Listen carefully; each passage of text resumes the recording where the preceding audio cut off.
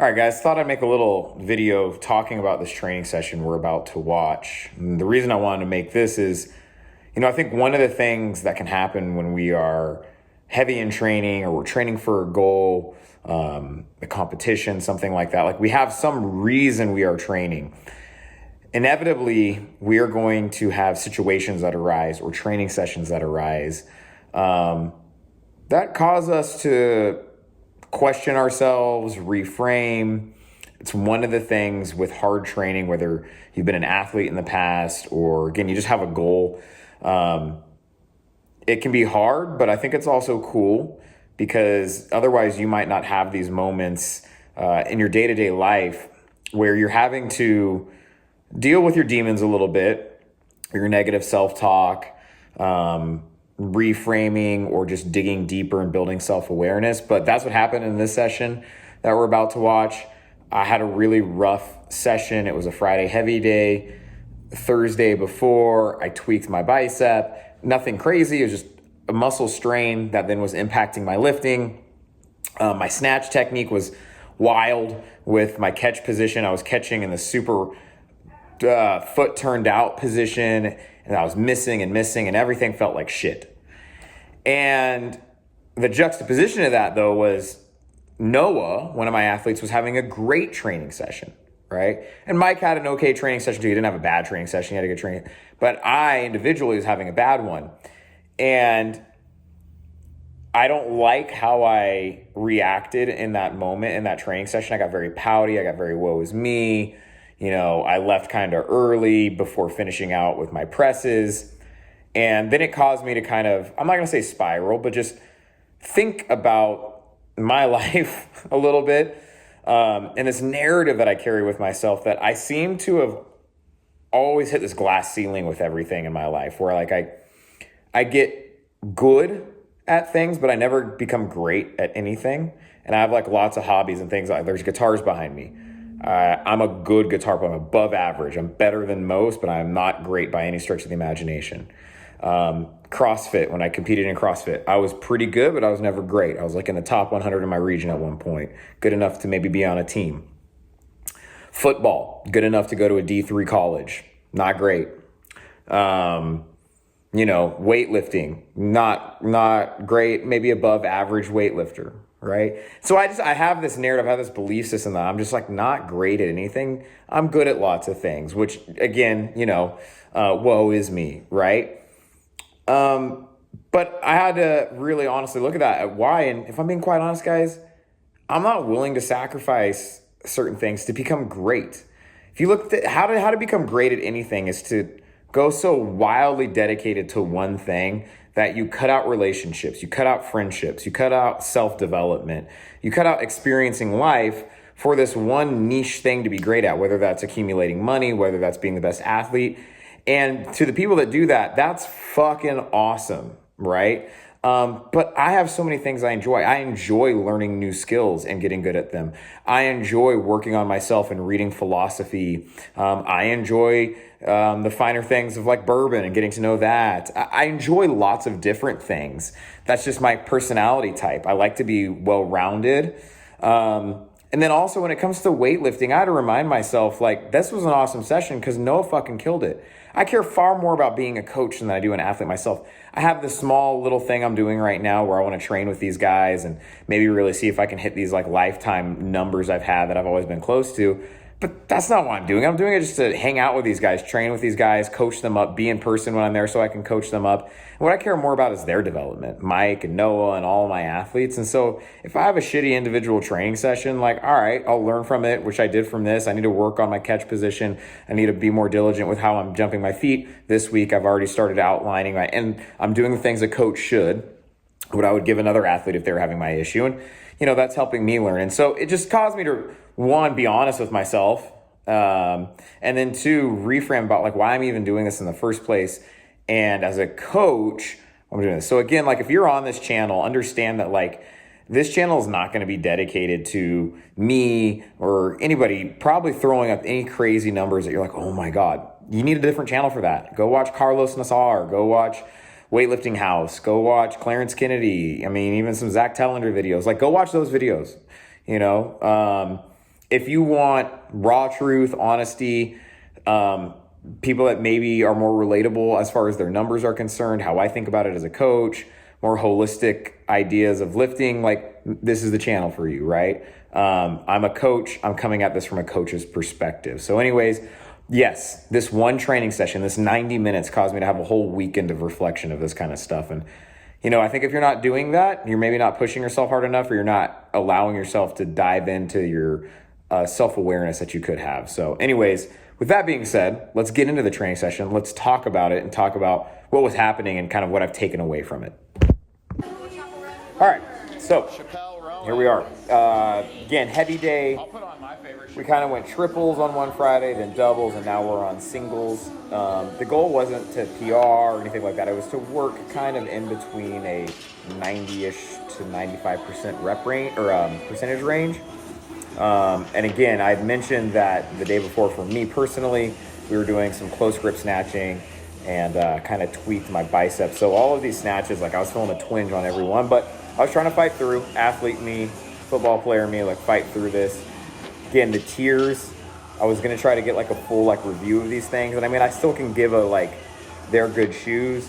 I need to get used to a little bit higher heel and how my knees are tracking and my catch position and my snatch, but they feel great on mostly everything. So we're just warming up here. 95 pounds. We also have the Stellar Strength barbell tees in. I think they look pretty sick. Taking my Stellar Strength and Conditioning, which is like the overarching business LLC logo of the wolf, and kind of making it more fun and intense with the Stellar Strength barbell logo.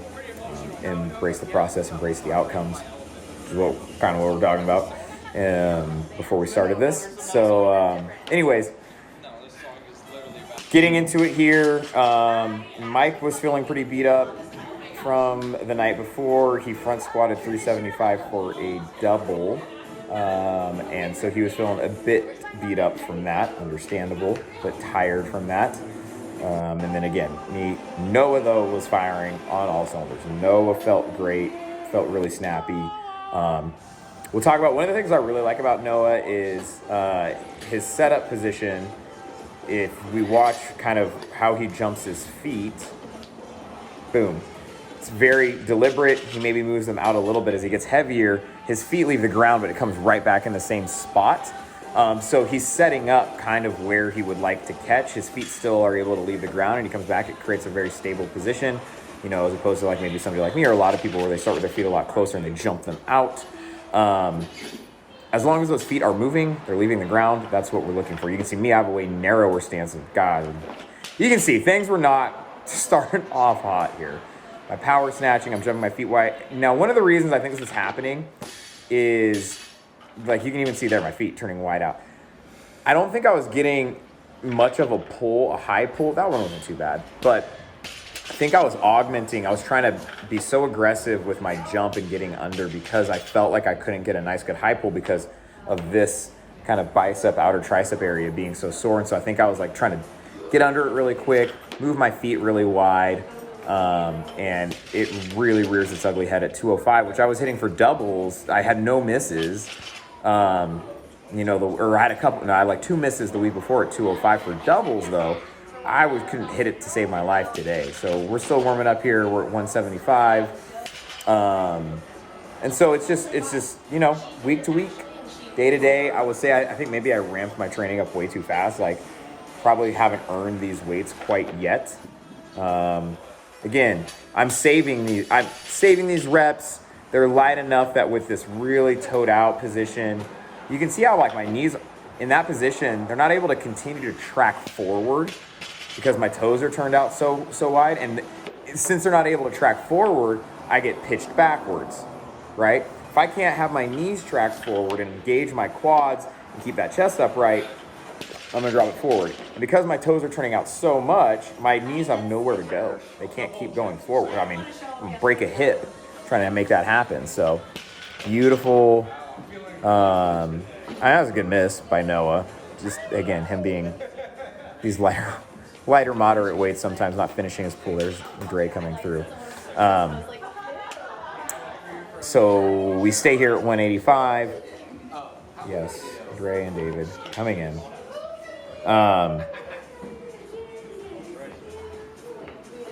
Here we go.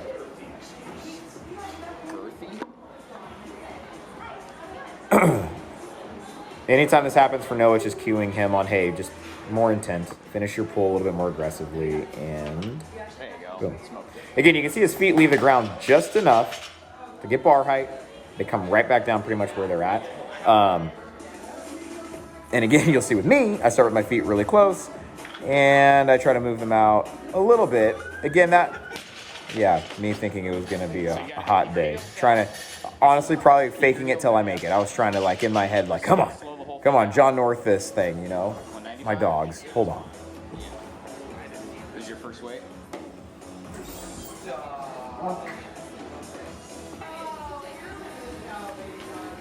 Nice.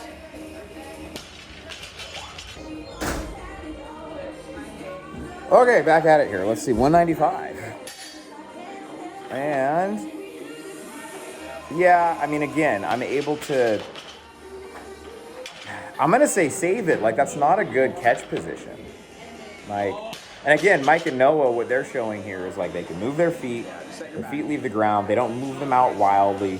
And I think with me, I'm moving my feet out so wildly that the timing is off, I'm turning my toes out, I'm moving my feet out a lot. So what I started doing this week already was outlining my start position with my feet, and then where I want my feet to land. Another dog, Jesus Christ. We're all doing the mustache. These are for Odie. And Okay, 195 for Noah there. Okay, here we go, 205. I missed this. Right, you can see how, like, it's out in front of me because I don't have the ability to drive my knees forward and drive my chest through. I don't have any space for that to happen because of the way my toes are turning out, right? And so I think here I actually, like, widen my feet out a little. I know at one point I'm going to set up with my feet a little bit wider. I will say the hardest thing that happens with this is, like, starting to second guess your setup position, and, like, I'm like second guessing, like, how I do everything.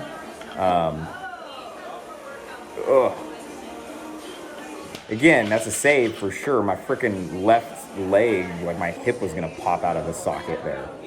There's no stability in my feet when again, what I'm doing, outlining where I'm setting up with my feet, and then outlining where I want my feet to land. And I'm just gonna do all my snatches like that. And it's like I'm a beginner, and it is what it is. It works well. I don't know why this is happening. I think it's partly because I didn't feel confident getting under with my bicep. I think maybe it is partly the new shoes putting me in a different position that I'm not used to. I will also say it's been a quirk of mine to kind of start catching like this for the past year or so, maybe even more.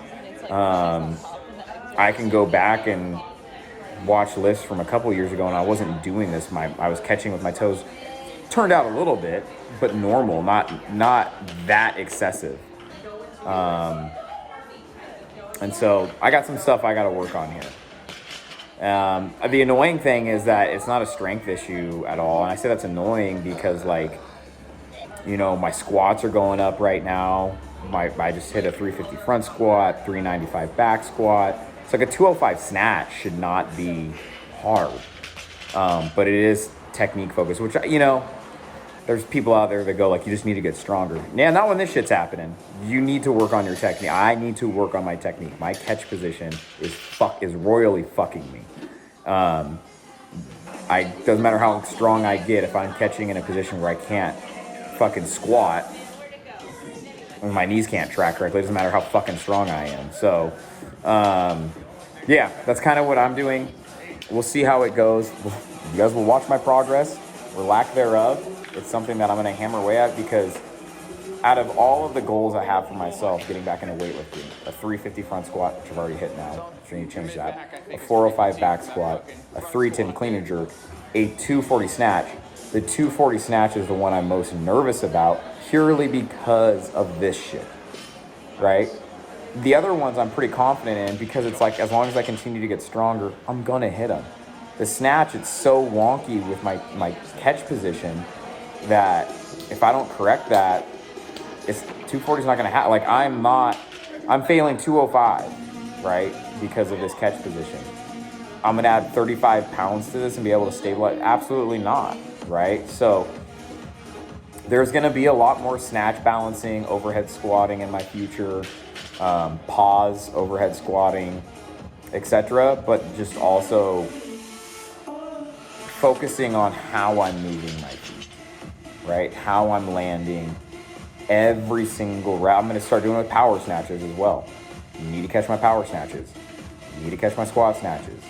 Move my feet to this position, and I just need to ingrain it. I think the big thing for me is I need to not worry about moving my feet out so wide.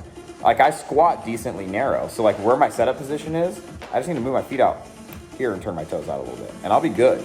I don't need to start any really wider because I don't squat wide. Like, if I move my feet out wider, I'm gonna do probably like a no foot snatch. Like, I'm gonna work on not moving my feet out anymore, right? Really. Because of where I squat. Like, that's where Noah's catching is wider than where I squat. That's a wider position than I squat. He squats wider than I do. So, you know, I'm ranting here, but this was really starting to get to me. I was getting very frustrated. It's also kind of frustrating failing in front of your athletes. This is an ego thing. I know it's silly, but, you know, I'm supposed to be the authority figure, the coach, etc. Like, well, I should be hitting these things. And so there is an aspect of that where I start to get down on myself. All these things that go on in your head, right? Oh, I think right here I widen my feet out. You can see my feet are a bit wider. Oh, it wasn't that bad. I mean, I could play around with widening my feet out a little bit. I think back when I was doing weightlifting full time, I would always start with my shins at the knurling. And I think right now they're inside of that. So I'll keep playing around with it. I will get this down. I'm the type of person where I will hammer something until I get it down. No shame. If I need to start getting another coach's eye on me, I will. Like, I will, if I don't feel like I can remedy this in the next couple weeks, you know, not completely, but if I don't start seeing progress in the way I want to in the next couple of weeks, I will definitely get a coach's eye on me when it comes to this. But that was the snatches. I was kind of in a bad mood after the snatches, a little frustrated. We moved on to clean and jerks. Again, the thing that was happening on the clean and jerks is on that clean, start hitting the high pull position right out here, right? Bicep in the tricep area was buggy. Noah was looking real good. He came in like he was shot out of a cannon for this training session, for sure. Nice.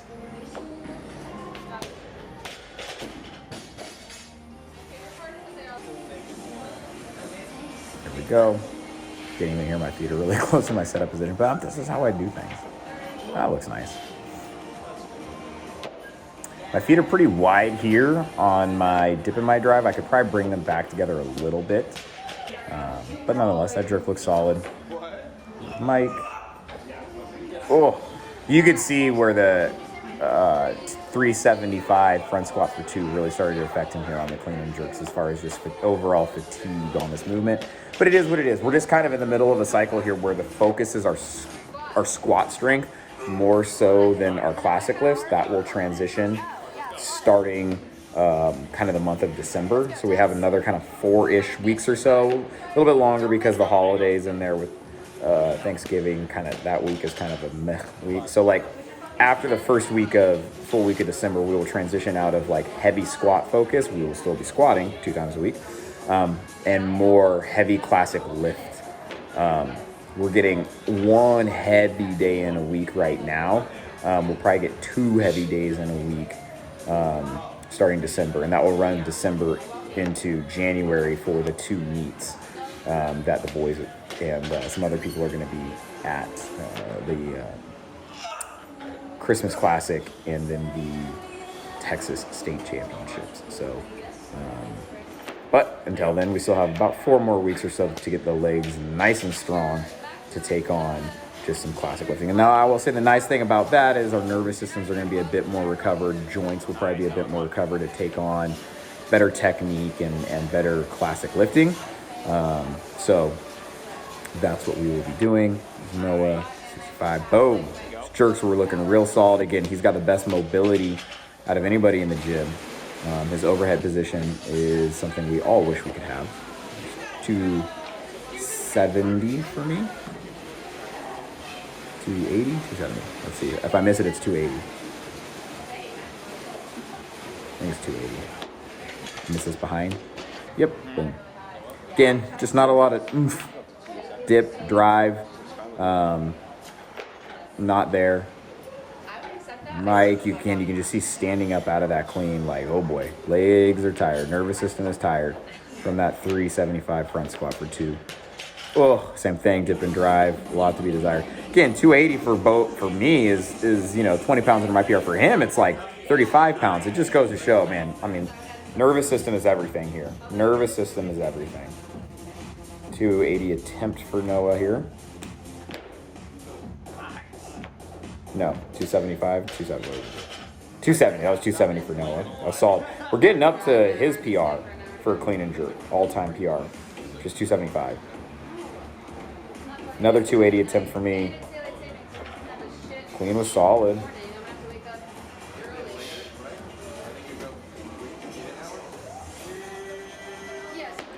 Drive, hook. Better attempt, but not bending my back knee. And just in a bad headspace at this point. Pretty bad headspace. Mike went after 280. That was just a terrible lockout position. Elbow, no tricep flex. Nothing to be desired there. Noah 275. So this ties his all-time PR. Come on. Whoop. Good stand.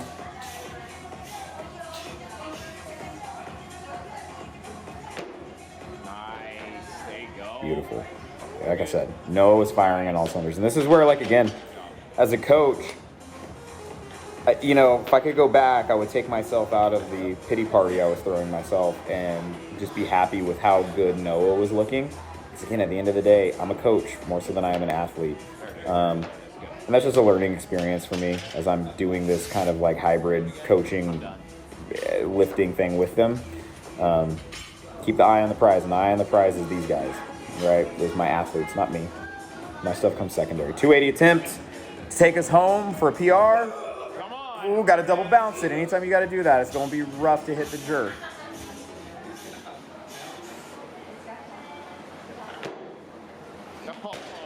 Oh, it was right there for a PR. Anyway, good training session for him and Mike. For me, not so much, but we're working on it.